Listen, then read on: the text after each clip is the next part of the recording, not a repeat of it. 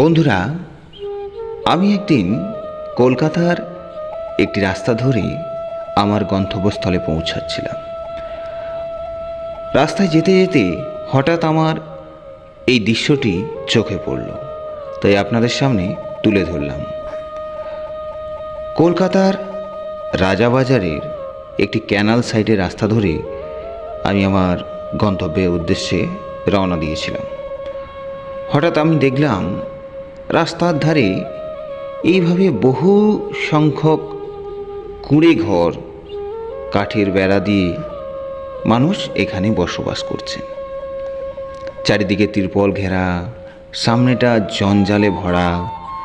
এইভাবে একটুখানি পাখির বাসার মধ্যে কয়েক সংখ্যক মানুষ এক এলোমেলো ভাবে তাদের জীবন অতিবাহিত করছে।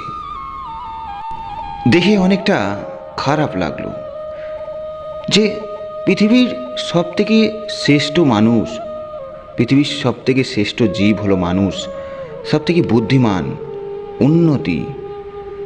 তবে মানুষ কিভাবে এইভাবে বসবাস করতে পারে, কিভাবে তাদের জীবন এইভাবে পশুদের মতো অতিবাহিত করতে পারে?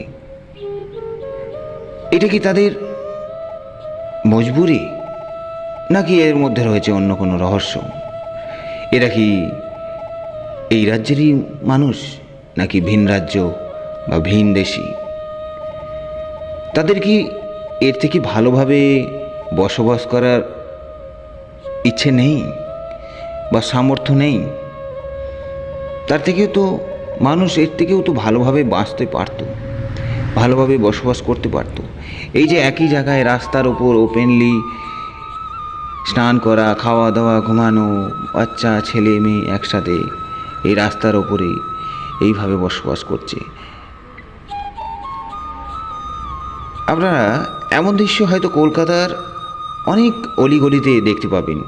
এছাড়া ভারতবর্ষের অনেক রাজ্যেই এরকম দৃশ্য আমরা দেখতে পাই।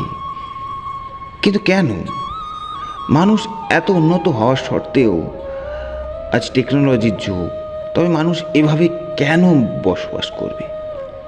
মনে একটা প্রশ্ন জাগি বন্ধুরা। মানুষ কি এতটাই অসহায় যে একটা পশুর থেকেও অধম তারা এইভাবে রাস্তার উপর বসবাস করবে? বন্ধুরা, ভিডিওটা ভালো লাগলে শেয়ার করবেন, মতামত